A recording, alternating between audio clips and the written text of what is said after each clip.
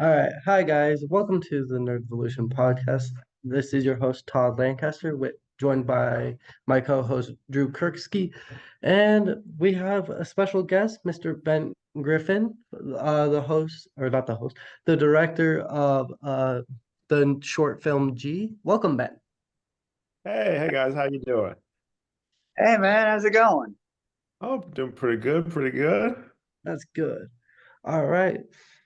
So we had a couple questions to ask you. Drew, do you want to start off with your questions that you had for him? You go ahead, man. You can All start. right. All right, give me 1 second to pull up my questions. All right. What made you want to make the film G? Well, there was a few things. I mean, just from a career standpoint, I'd been doing music videos and commercials for a long time, and I kind of wanted to transition into doing more narrative work. And I knew I needed kind of something to show that I could do, something more narrative based. I just been throwing around ideas of something I wanted to do, and then like the weird thing was this idea came from I was just having a conversation with a friend who had just went to Morocco, and they were explaining how it was so weird because it was like there were certain places there that were like just how they were like 500 years ago, and it was so different than like somewhere else where everything is constantly updated. And then I don't know, then this idea popped into my head, or like, hey, well, what if everyone left Earth, but some people stayed, and there were certain places that was like how it was like hundreds of years ago, and then I don't know, and then it just spiraled from there, and I just kind of, oh, I like love stories and action. How could I tie this in? And it all kind of sprung from that initial conversation I had with my friend about their trip to Morocco, pretty much. All right. So, did you always want to do film directing? Um, yeah, like I think from a very young age, like I was in, what was I? Gosh, I was in like I think third grade. And my mom took me to see Schindler's List, and I don't know why that film just like really affected me, and I was just like, I want to do that, and even at back then, like I really liked the story and everything of that, but I just really liked how it looked. And I was like, what is that job? And I found out that was called a cinematographer. That was a person who was in charge of the camera, lenses, lighting, all of that stuff. And initially, that's what I wanted to do was cinematography. And I went to film school right out of high school, and that's what I was studying first was just cinematography. But then as I got into that, I kind of started to have ideas of my own and stuff I wanted to do, and kind of figured that I really wanted to direct, direct and do cinematography. Because I love shooting stuff, but I wanted to, so I guess like sometimes it's fun to shoot other people's ideas, but sometimes you want to shoot your own things, things that come from your brain. So Yeah. that's kind of how I transitioned into, directing as well. All right. So, if I may ask, what film school did you go to? I went to Academy of Art in San Francisco. Nice. Yeah. Nice. Yeah. Do you have any questions so far, Drew? Um, my main question is like just the brain behind it, like the what really do you have to think about when you go into the stories and like the just like the writing of it and all that. Um, oh gosh, there's so many things. Um, I mean, well, with this piece in particular, it was short form, right? So I had to first think of like, how can I tell a story in a compressed amount of time? So that was like the first challenge. You don't have that full hour, hour and a half. You're like, how can I get this across quickly? Um, and then kind of a sense of like world building and character building, because even though we're only going to see like 10 or 12 minutes of this, um, those people need to have other things that motivate who they are and their being, and you need to actually know those things, right? And that kind of helps like when you're directing them on set to what their motivations to do certain things or be certain ways are. because you know their backstory, and it helps when you can kind of tell the actor, well, hey, this person has this kind of, things that they like to do, and this is about their character, and this is why they might be doing this in this moment. Um, and same thing with the world building stuff, like why certain things may be, and with this, since it was so short, it was like there was a small amount of the world building done prior to shooting it. And, I've done more since, because I developed like a full length script for the feature on this, and also like a show version and different things we've been pitching. So we built a lot more of that out after we did that. But I think, yeah, as far as writing things, like the first things, is, how we're going to tell this story in a short time, and then the motivations for the characters, and kind of like their backstory, like how they came to be who they are at this moment when we're seeing them in the story. All right. Um, So, go what- ahead, Drew. My other question is there anything that you like, anything that you saw just randomly one day that inspired you to write this story? Just like while you're walking on the street or anything?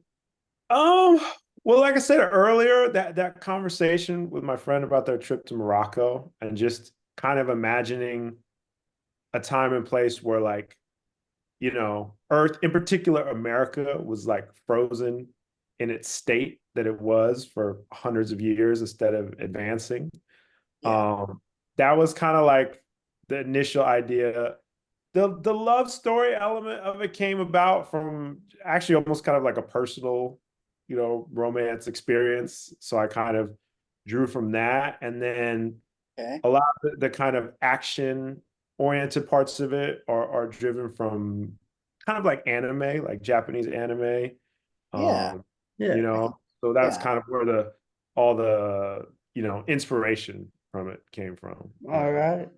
Cool. What was your biggest struggle while filming G? Biggest struggle. I mean, it was a lot. It was pretty difficult, to be honest. Like I said before, I've been doing music videos for like 10, 12 years, before I did this, and we're doing production all the time. And those are difficult, but narrative stuff just has more layers to it and more moving parts that you have to deal with. I guess one of the initial parts that was difficult was the casting. Um, I knew that I wanted, I knew the specific character I wanted in my head, but initially when I had written it, I didn't really know an actor that existed that could be this person. Yeah.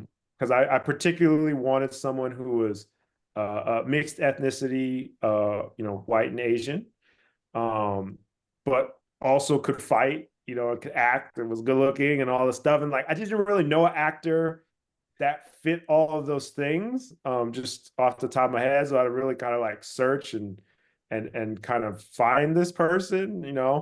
Yeah.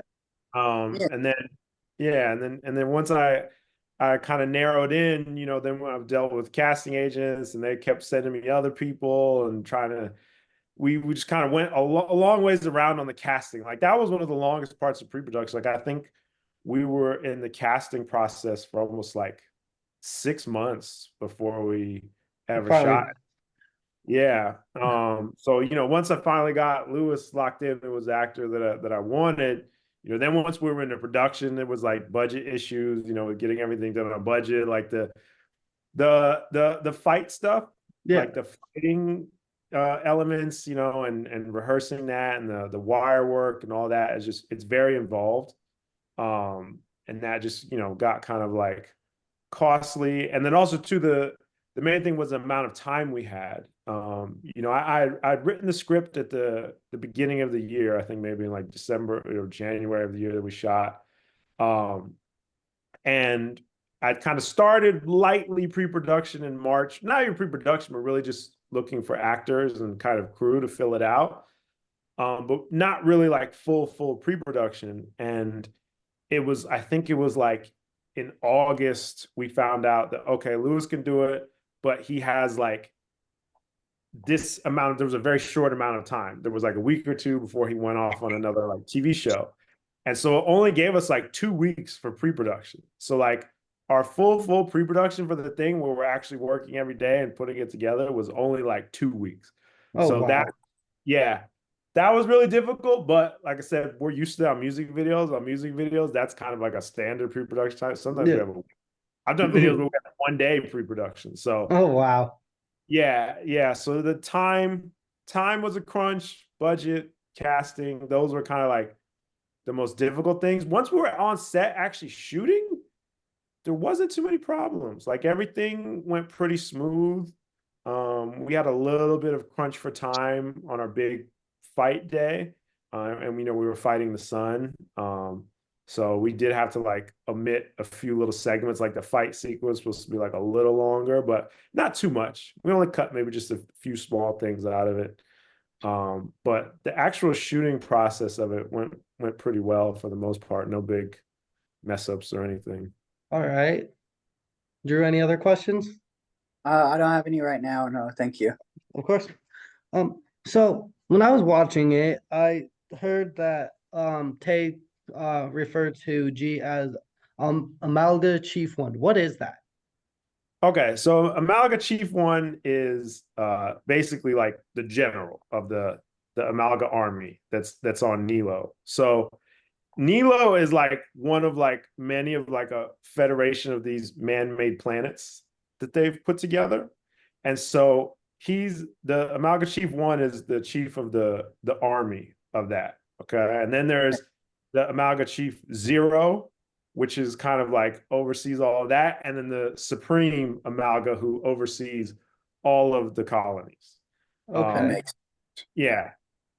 So if you want us to say it, it's kind of like G is basically like he's the head of the Nilo army. He's like the main person in charge, but he's kind of like you would say like third down the line of people in charge of the entire thing, basically. All right. So I was curious about that, like just now, because you said, he's like the third person down from the arm. So let's just say, the elders, obviously would pass on unless, they're obviously genetically enhanced also. Mhm. Does that mean that G0 and the other one, sorry, the main chief of uh, Amalga would be more towards the aspect of, hey, they become the new elders.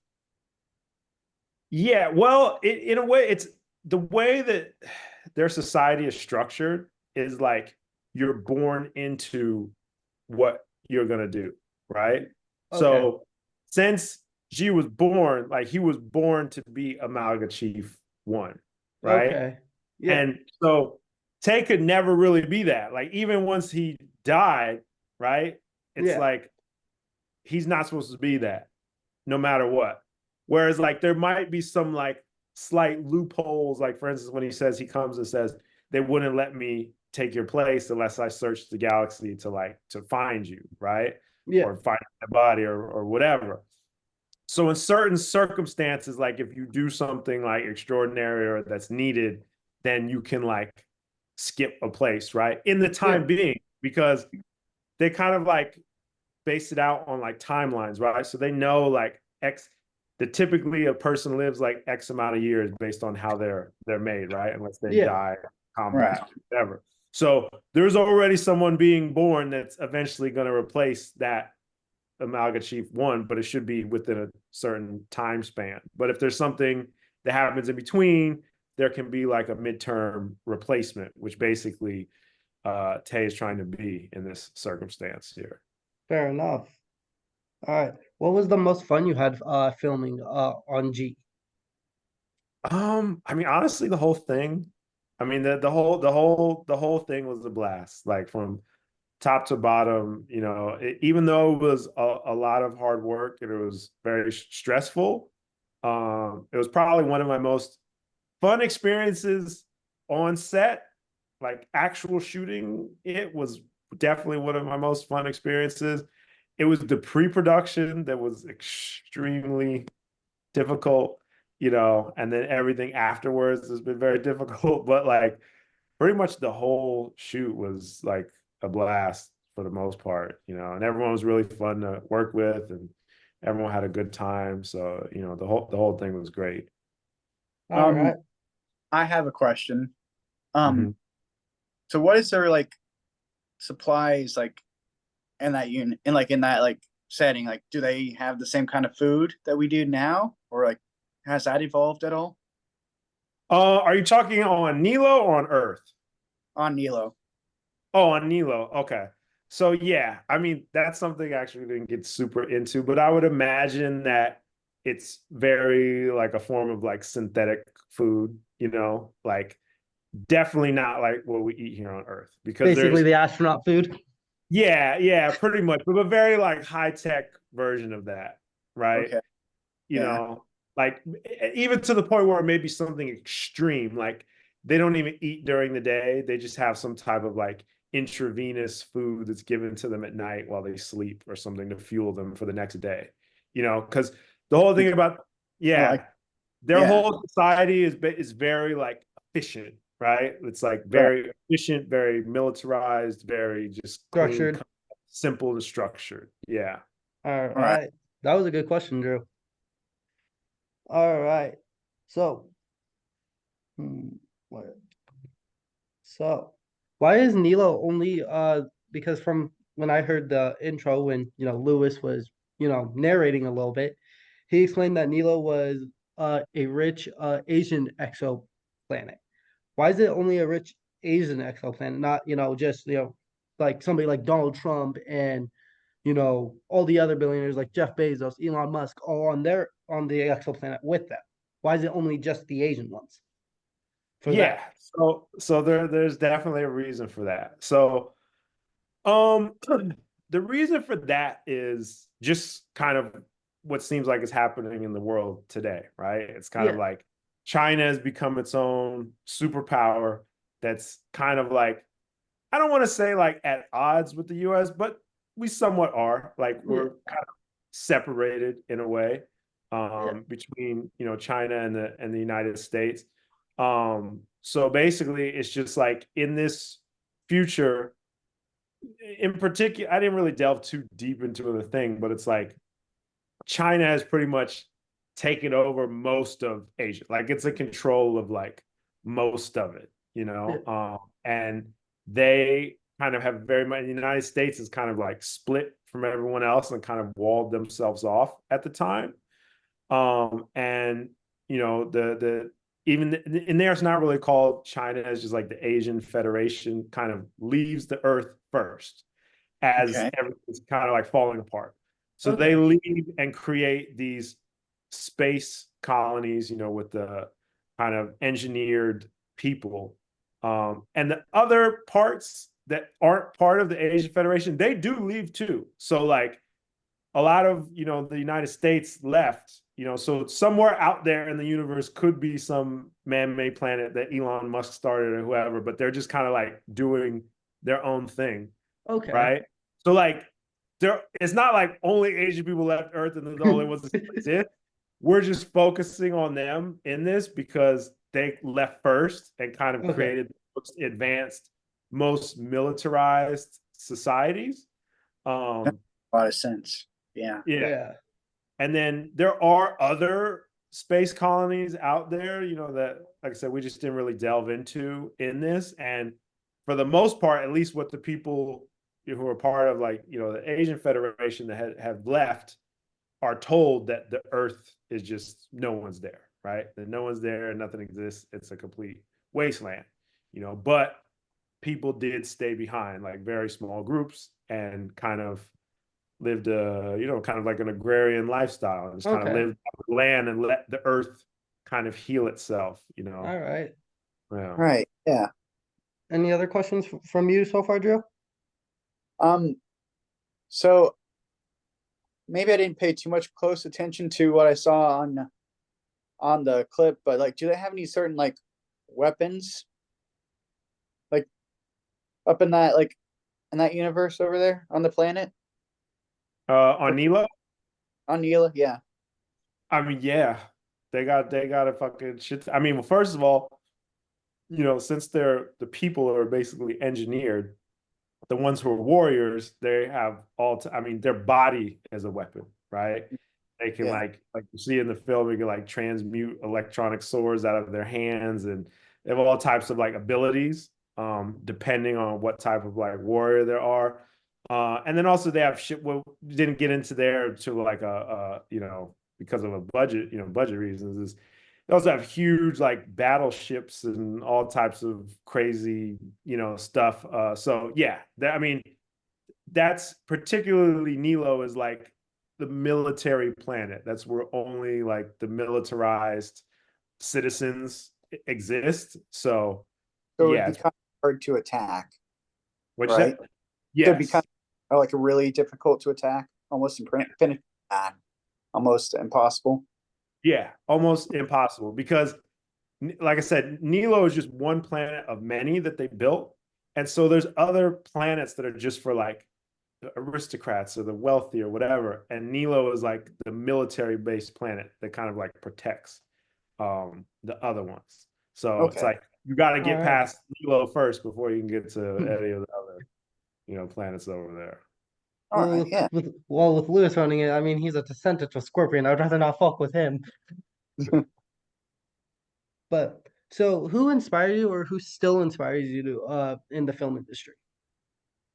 Oh my gosh, there's so many. I mean, I love uh all of Zack Snyder's films. I'm a Yeah. huge Zack Snyder fan. I love all his stuff. Uh, I'm really big Christopher Nolan fan. He's definitely one of my favorite directors. Um, I love Michael Bay stuff. I know a lot of people are on the fence about his work, but I think a lot of his stuff is great, particularly the visual styling. Um, I mean, who else? I mean, of course, like Steven Spielberg, like he's amazing. Like he always makes incredible stuff. And then who else? I mean, I think those are like my like top favorite guys. All right. Um, I mean, there's a lot of stuff too. I feel with filmmaking, I don't really always go with like, well, this is my favorite filmmaker. It's kind of like what my favorite movies are because I feel like Yeah, even my favorite filmmakers have made bad films, right? yeah. Everybody at least makes a bad film in their life. Yeah, people always make bad films and like some people make great stuff. Another one I really like. Oh, what's his name? Darren Aronofsky. Yeah, I think Yeah. he's great. He's made some films I really don't like. But he's yeah. also made some of my favorite films ever. Um, yeah, but those are some of my favorite guys right there. All right. Um. So, do you want to make G into a full-length feature or a TV show? And if so, where would you want it? If it was a TV show, where would you want it to stream at? Like, or broadcast on, like CW or, just go straight to HBO Max, like stuff like that. Yeah, so initially when I made it, the idea was that this was a proof of concept for a full feature length film. That was the initial idea. Um, but after I made it and talking with other people I was working with it on, we kind of all agreed that like it might work better as a series. Um, and I started kind of working on developing it more in that way, which in theory sounded good, but proved to be kind of a mistake. Um, and well, first it was just strange because when we finished it, it was kind of like during COVID. We'd shot it Yeah, prior to COVID. We finished during COVID. It was just really hard to get it anywhere and kind of pitch it and everything. yeah, And like I said, I haven't really before this, I hadn't really done anything in the film and TV world. It was just music videos and commercials. So I wasn't 100% sure like how everything operated. yeah, Um, and just now, after like years of going through this stuff, it's just we probably should have stuck with trying to do it as a feature because, especially like not having done a major project before, it's easier to get a small feature done than it is to get a show or a series made. The problem with shows and series is that most of the networks or even the streamers, they only want to work with showrunners who've already done multiple shows before or multiple shows with them in particular. And yeah, that's kind of like the only way you can get a show done. So it's like I didn't have a seasoned showrunner attached to this with me. So it was like impossible to get it anywhere, And I just spent like kind of years just banging my head against the wall with nothing happening. And I'd actually had it developed in two different ways. So one way where we do kind of an expanded version of what the short is, with the story between G and Tiffany and Yeah. that direction. And then another direction was that the short was kind of like the prequel for the series, and the series was actually about the child, 10 Okay. years later. Him as a teenager, kind of coming into himself and his powers and realizing who his dad was and all the stuff. So I actually had kind of two versions of that developed. And there was one point where we did come close to a deal on doing it, but it just didn't go through. Um, and more so recently, I've connected with a new producer who's helping me, kind of pitch it as a low budget feature, and we're getting some traction on it. Actually, we have a Nice. few. Congrats. Yeah, That's we have great. not congrats. It's over. We're just in talks still, Well, but I'm just saying, like, congrats. I hope it goes well for you. yeah. Hopefully something goes through. But it seems like we're definitely having more traction trying to pitch this as a small feature than we had as trying to pitch it as a TV show without a seasoned showrunner with it. Yeah. But back to your initial question, if I was gonna put a show somewhere, yeah, I would definitely like to be on like a Netflix or a HBO Max or Amazon Prime, something like that would be, All right. Yeah. yeah. Along those same lines, and your personal opinion, if it was to be on a series, Mhm. how many seasons would it be? And in your personal opinion, how long is too long when it comes to TV? Whew. I That think is a good question. I saw I feel like when it comes breaking to up a some little series, bit. they take it too long. They're repetitive sometimes. So what he was asking is, if you had it where it was like a TV series, like The Flash, Superman and Lois. Like right now, Superman and Lois is filming their fourth and final season. How Yeah. long? And like Smallville, they lasted for 10 seasons. What in your opinion, how many episodes would you want in the season, and how many seasons would you want there to be? Yeah, so that's a good question. So, I mean, in my head, personally, I pictured it as more of like, like I said earlier, kind of like a Netflix type limited series at HBO, where it's kind of like you're doing like 6 to 8 episode seasons, Mhm. where it's almost like pretty much like a feature film, but it's just broken into episodes. It's like longer, you Yeah. know. But technically, I did, and especially when I was thinking of going the route of uh doing it about the sun, it Yeah. it it was definitely going in a direction where it could be something that has, like multiple seasons of 15 episodes, where it is kind of like on a regular network type thing. Yeah. Um, it could go either way. I mean, there was so much to explore with the world and the characters, and where they could go, that you could kind of do it either direction. You could do the kind of more succinct, limited series style, or you could do the very many seasons, many episodes syndicated version. But personally, I prefer the kind of more concise, shorter series, where it's all kind of like every episode is woven in the storyline instead of every episode being its own thing. That is fair. Definitely. Yeah. Honestly, with us just talking about how you brought up his son, probably making it where it's multiple seasons, throughout. I Mhm. just in my head, I imagined it where, at least like first season, like, like you said, he's just getting into his powers. He's just figuring out who his dad is, like on Earth, but then make it where, the son eventually left from Earth, like somehow refixed up his dad's ship, or it was already fixed up, and he hops in it and goes to all the other planets trying to figure out more about his dad, to understand more about his powers. And then the final season would be like him on Nilo talking to the other Amalga chiefs, trying to figure it out, and obviously just realizing how great and how honorable his dad was as a man. And then as he puts, then he just stands there and tells them, and then he walks into the elders, like when they're in the middle of an elder meeting trying to, talk. It's like, well, you know, I'm from Earth and Nilo. This is how it's gonna be. Earth is under my protection, and so will all the other planets. I will be taking up over my dad's mantle. If you don't like it, you guys can kiss my ass. I am doing it. Fuck you all. Yeah, I mean, that is kind of somewhat similar, like a little bit. So basically in that version, what happens is that he does find his dad's ship, right? His mom kind Right. of hidden away the crash ship. He finds it. He ends up somehow reactivating it, and there's like a AI holographic version of his dad in there that kind of like teaches him about who he is and where he's from and like how to use his powers. So it's Um, like the narration all over again.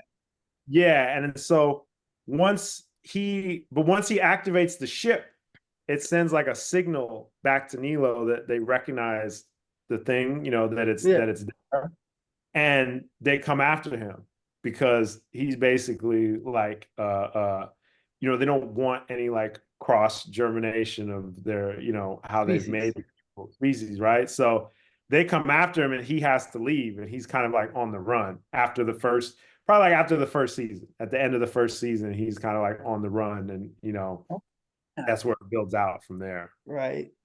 I Uh, like that. that would be fun. Yeah. Drew, we have our new show that we're watching.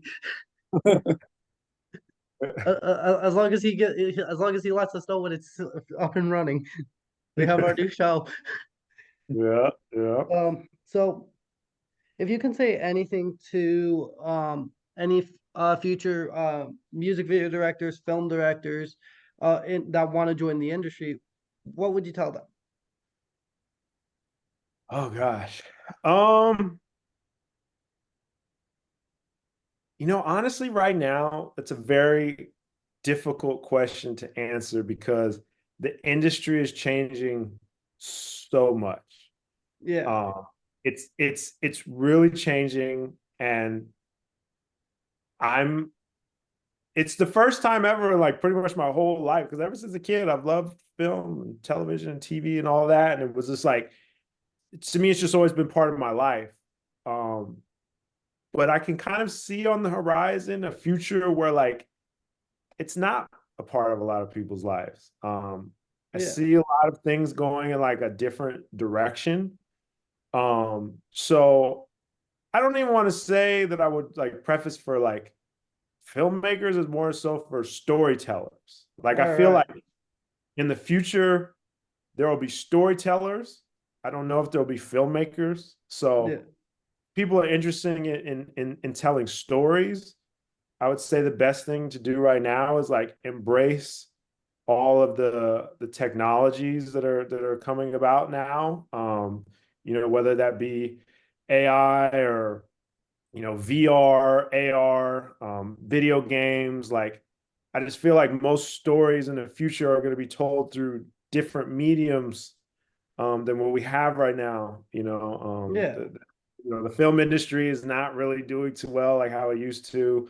The streamers are shrinking what they're doing, and technology is going to play a huge role in all of this moving forward. yeah, Um, so my main thing would be like is just really utilize the new technology that's coming out, try and be on like the cutting edge of that, and utilize that as the best of your ability to tell your stories, and utilize it to tell the stories you want to tell on your own without having to go ask anybody to do it. I mean, I think that that's the biggest problem with Hollywood and the system that is in place right now, is that you need the cosign of the people in the industry to do it. Like you can have the best story on earth, you could be the best filmmaker on earth, but if the right people don't know you or are not your friends or are not in your family, like you won't be able to get your story made or your show made or whatever. exactly, But I think with a lot of the technology that's coming out now and that will come out into the future, anyone will be able to tell their story the way that they want to, and distribute it to everyone themselves. And there may not be as much money in that for the filmmaker, but if you're truly a storyteller and you just want to tell stories, you'll be happy that you can tell your story and get it out there, and you're not just banging on doors trying to get someone to help you do it. Is you can just do it on your own. Yeah, that's Yeah. fair. Where can our followers watch G and or talk to you if they have any questions? So yeah, there's a few places you watch G. The actual website for the film is gfromnilo.com. It's fun to watch it there because that's some little more information about it and behind the scenes and everything. Or you could just search it on YouTube, G short film. And you can reach out to me on Instagram at Ben Griffin Creator, or Twitter, B Griffin Creator. Those are the two easiest ways to get a hold of me. All right. Well, I don't have any more questions. Do you, Drew? I'm good right now.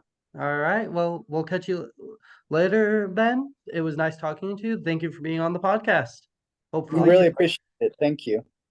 Thank you guys for having me. of course. Hopefully, you can come back on and talk about your other films, or when G gets up and running some more. Yeah, will do. Will do All for right. sure. Well, talk to you later.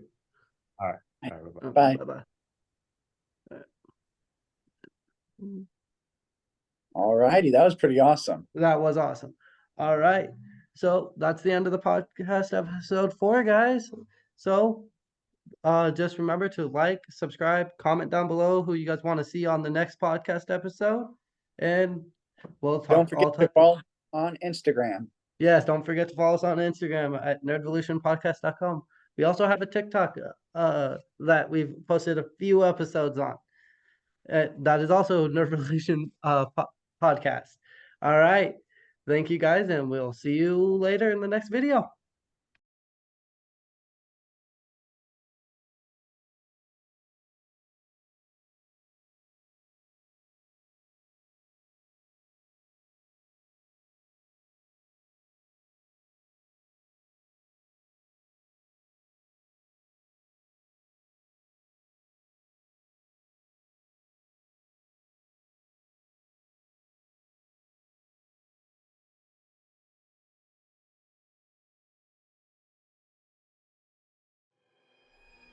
Home. This was my home. I was born here on Nilo, an ancient exoplanet where all the enhanced humans reside.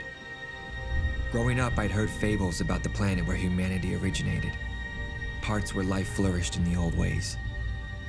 We were taught that it's a wasteland, uninhabited now. But there was always legends that parts of it were untouched by the wrath of nature. The stories had always stuck with me.